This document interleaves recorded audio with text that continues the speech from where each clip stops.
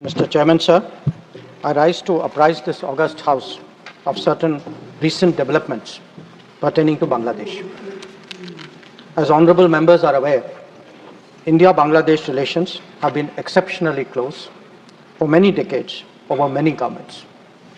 Concern about recent violence and instability there is shared across the political spectrum.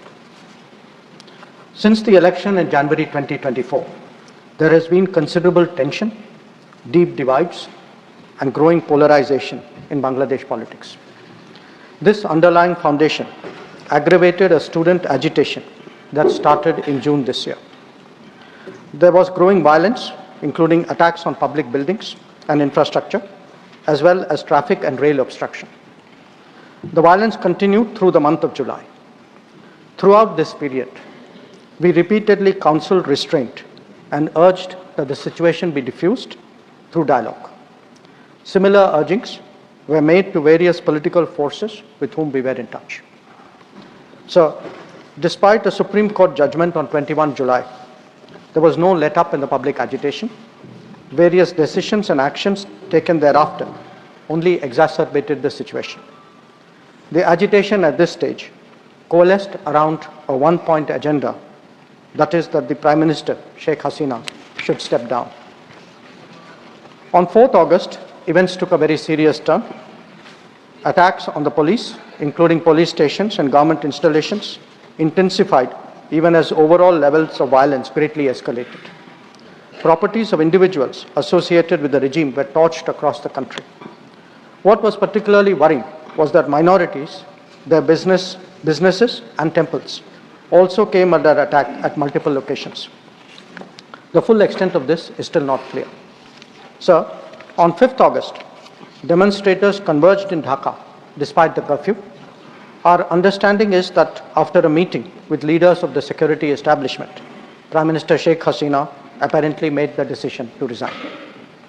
At very short notice, she requested approval to come for the moment to India.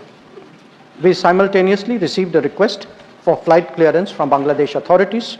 She arrived yesterday evening in Delhi. The situation in Bangladesh, sir, is still evolving. The Army Chief, General Waqar-uz-Zaman, addressed the nation on 5th August. He spoke about assuming responsibility and constituting an interim government. We are in close and continuous touch with the Indian community in Bangladesh through our diplomatic missions. There are an estimated 19,000 Indian nationals there, of which about 9,000 are students. The bulk of the students, however, have already returned to India in the month of July at the advice of the High Commission. In terms of our diplomatic presence, in addition to the High Commission in Dhaka, we have assistant High Commissions in Chittagong, Rajshahi, Khulna and Sylhet. It is our expectation that the host government will provide the required security protection for these establishments.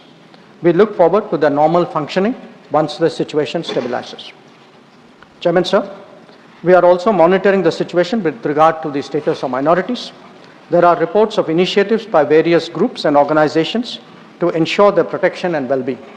We welcome that, but will naturally remain deeply concerned till law and order is visibly restored. Our border guarding forces have also been instructed to be exceptionally alert in view of this complex situation.